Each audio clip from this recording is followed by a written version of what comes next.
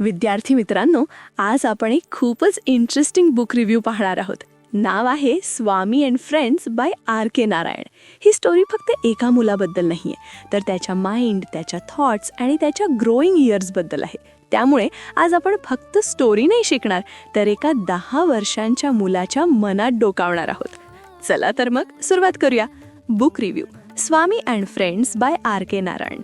Review म्हणजे परीक्षण, म्हणजे पुस्तकाबद्दल मत व्यक्त करणे.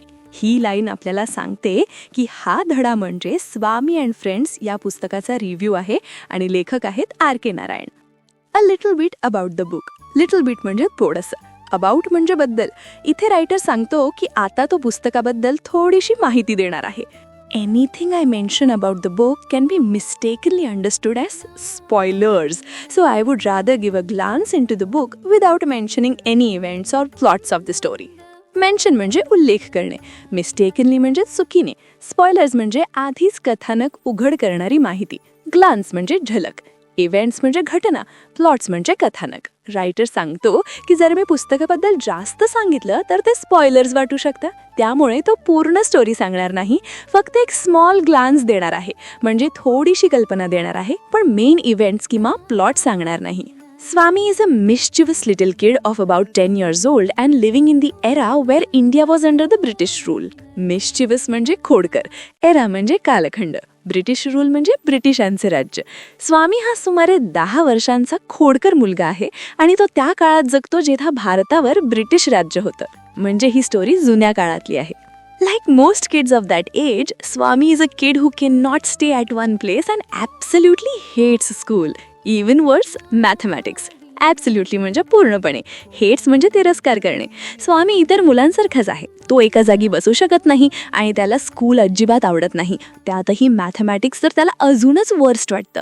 School is his absolute nightmare. Nightmare म्हणजे भयानक स्वप्न.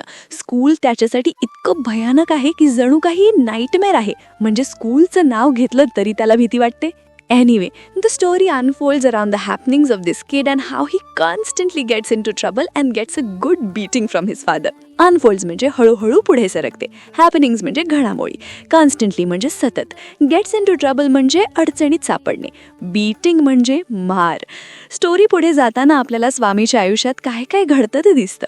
तो सतत काही ना काही ट्रबलमध्ये अडकतो आणि त्याला वडिलांकडून मारही मिळतो. Swami is a talkative little kid and thinks that's his way of facing life, talking himself out of everything. Talkative म्हणजे खूप बोलणारा. फेसिंग लाईफ म्हणजे आयुष्याला सामोरे जाणे. टॉकिंग हिमसेल्फ आउट म्हणजे बोलून स्वतःची सुटका करणे. Like most kids. स्वामी खूप बोलका आहे. त्याला वाटतं की बोलून तो सगळ्या ट्रबल्समधून बाहेर पडू शकतो. म्हणजे त्याचं वेपन म्हणजे त्याचं बोलणं. But he does learn the truth the harsh वे.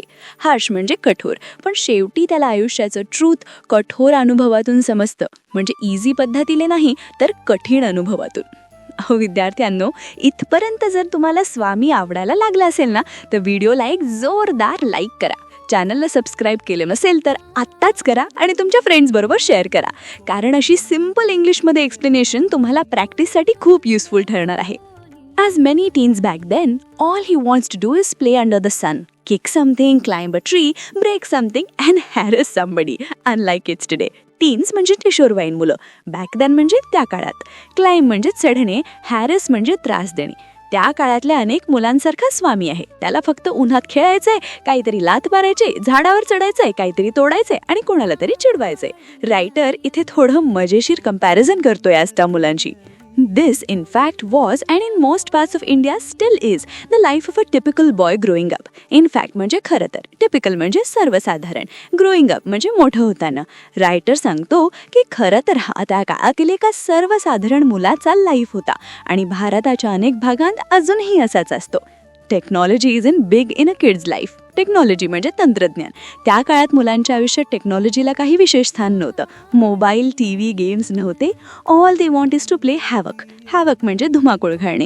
त्यांना फक्त धुमाकूळ घालायचा असतो, मस्ती करायची असते. In what ways is Swami a typical boy in his growing years? In this regard, Narayan gets deeply into the workings of Swami's 10-year-old mind, explaining exquisitely how he thinks and what his perspective of the world is.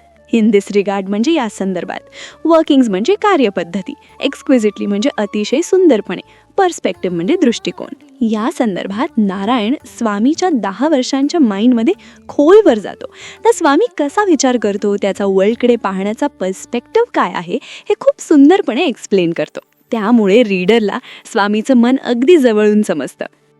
The reader does feel like Swami and gets very attached with the character as the story progresses. Reader म्हणजे वाचक, attached म्हणजे जोडला जाणे किंवा जिव्हाळा निर्माण होणे, progresses म्हणजे पुढे सरकते. स्टोरी जशी जशी पुढे जाते तसा रीडरला खरंच स्वामीसारखं वाटायला लागतं. आपण त्याच्यासोबत हसतो, घाबरतो आणि टेन्शनसुद्धा घेतो. कॅरेक्टर्ससोबत एक इमोशनल अटॅचमेंट तयार होतं. म्हणजे आपण फक्त वाचत नाही तर आपण स्वतः स्वामी बनतो. That's the magic of Narayan. Magic म्हणजे जादू. हीच नारायण ह्यांच्या रायटिंगची जादू आहे. ते कॅरेक्टर्स इतके जिवंत दाखवतात की रीडर त्यात पूर्णपणे गुंतून जातो. Significance of the book. Significance म्हणजे महत्त्व. आता रायटर पुस्तकाचं महत्त्व सांगणार आहे. Swami and Friends by R.K. Narayan is not merely an interesting read that could be enjoyed from top to bottom, but the work attributes a lot of literary values even if it is a teen book. Merely म्हणजे फक्त, attributes म्हणजे प्रदान करणे, literary values म्हणजे साहित्यिक मूल्ये. हे book फक्त टाइमपाससाठी इंटरेस्टिंग नाही, सुरुवातीपासून शेवटपर्यंत एन्जॉय करता येतं. पण त्याचबरोबर त्यात खूप लिटररी व्हॅल्यूज आहेत. जरी ते टीन बुक असलं तरी त्यात एक खोल अर्थ दडलेला आहे. Swami and friends is a good read for the kids and teens alike. Alike म्हणजे सारखंच. हे बुक किड्स आणि टीन्स दोघांसाठीही इक्वली चांगलं आहे. फक्त लहान मुलांसाठी नाही तर मोठ्यांनाही ते खूप आवडेल. Also, the book is widely used in the Asian continent as a study text for the students who study literature as a subject at schools. Widely म्हणजे मोठ्या प्रमाणावर, कॉन्टिनेंट म्हणजे खंड, स्टडी टेक्स्ट म्हणजे अभ्यासासाठी वापरलं जाणारं पुस्तक. हे बुक एशिया खंडात अनेक शाळांमध्ये लिटरेचर सब्जेक्टसाठी वापरलं जातं. म्हणजे याचं अकॅडमिक इम्पॉर्टन्स सुद्धा खूप आहे. This does not mean that the book is filled with heavy grammar and technical jargon. Heavy grammar म्हणजे कठीण व्याकरण आणि टेक्निकल जार्गन म्हणजे क्लिष्ट तांत्रिक शब्द. पण याचा अर्थ असा नाही की हे बुक खूप कठीण शब्दांनी भरलेलं आहे. Actually, the truth is in contrary to this. Contrary म्हणजे उलट. खरं तर याच्या अगदी उलट आहे. Swami and Friends is written in such simple English, it is hard to imagine that it is a work of such a literary genius like R.K. Narayan. Literary genius म्हणजे महान साहित्यिक. हे बुक इतक्या सिम्पल इंग्लिशमध्ये लिहिलं आहे की विश्वास बसत नाही की एवढ्या मोठ्या महान लेखकाने ते लिहिलं आहे. सिम्पल लँग्वेज पण deep meaning. The English used in the book is both plain and simple, without any troubling words for the kids. Plain म्हणजे साधी, ट्रबलिंग वर्ड्स म्हणजे कठीण शब्द. बुकमधली इंग्लिश अगदी सोपी आहे, मुलांना अडचण येईल असे वर्ड्स यात नाहीत. Also the use of simple and short sentences adds to the simplicity of the book. Adds to म्हणजे वाढवते, सिम्प्लिसिटी म्हणजे साधेपणा. शॉर्ट सेंटेन्सेस वापरल्यामुळे वाचताना फ्लो खूप छान राहतो. It is mentioned in the description that the book is about a mischievous 10-year-old Indian boy, and some parents may be concerned about the influence this will have on their already mischievous children. Mention म्हणजे नमूद केलेले, concerned म्हणजे काळजी वाटणे, influence म्हणजे परिणाम. डिस्क्रिप्शनमध्ये सांगितलं आहे की बुक एका खोडकर मुलाबद्दल आहे, त्यामुळे काही पॅरेंट्सना वाटू शकतं की त्यांच्या मुलांवर याचा वाईट परिणाम होईल का? But the book is as such that it encompasses the mischief of the kids in a view of the kid which is harmless and pure in his perspective. Encompasses म्हणजे समाविष्ट करते, harmless म्हणजे निरुपद्रवी, pure म्हणजे निष्पाप, perspective म्हणजे दृष्टिकोन. पण हे बुक मुलांच्या खोड्या अशा प्रकारे दाखवतं की त्या हार्मलेस आणि प्युअर वाटतात. आपण त्या एका मुलाच्या नजरेतून पाहतो, त्यामुळे त्यात वाईटपणा नाही तर इनोसेन्स दिसते.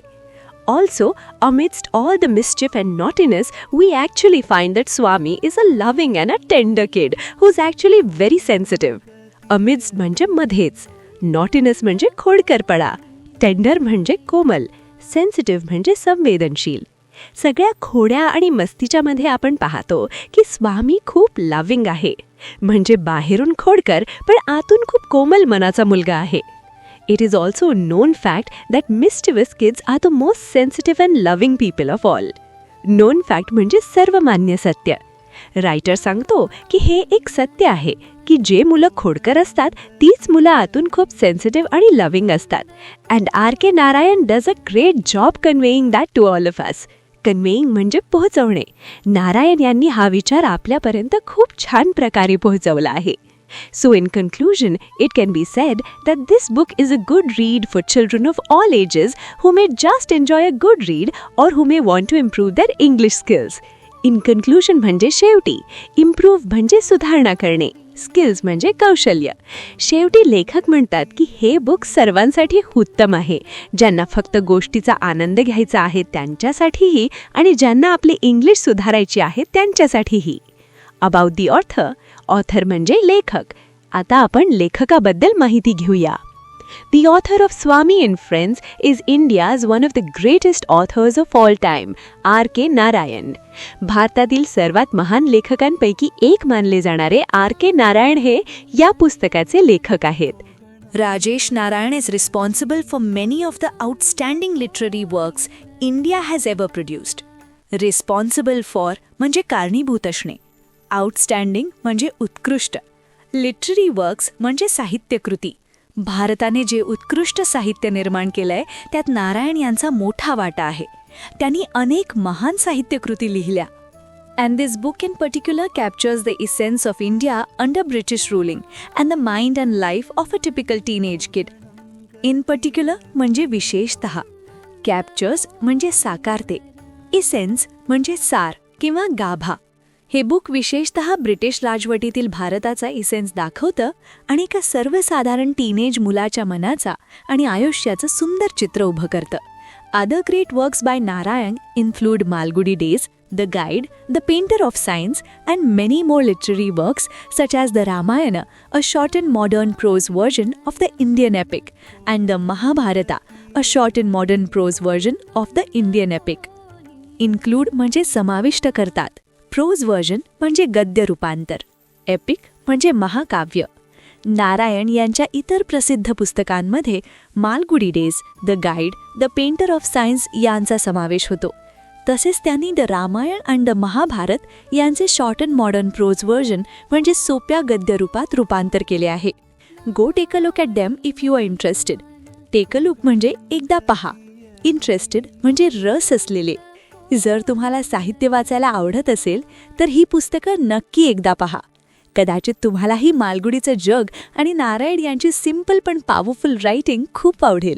विद्यार्थी मित्रांनो, आज आपण स्वामी अँड फ्रेंड्स या सुंदर पुस्तकाचा रिव्ह्यू समजून घेतला.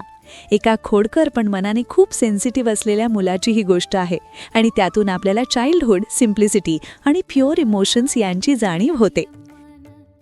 व्हिडिओ आवडला असेल तर लाईक या बटनावर क्लिक करा, चॅनलला सबस्क्राईब करा आणि तुमच्या मित्रमैत्रिणीला हा व्हिडिओ शेअर करा. कॉमेंट बॉक्समध्ये तुमचे नाव व गावाचे नाव कॉमेंट करा.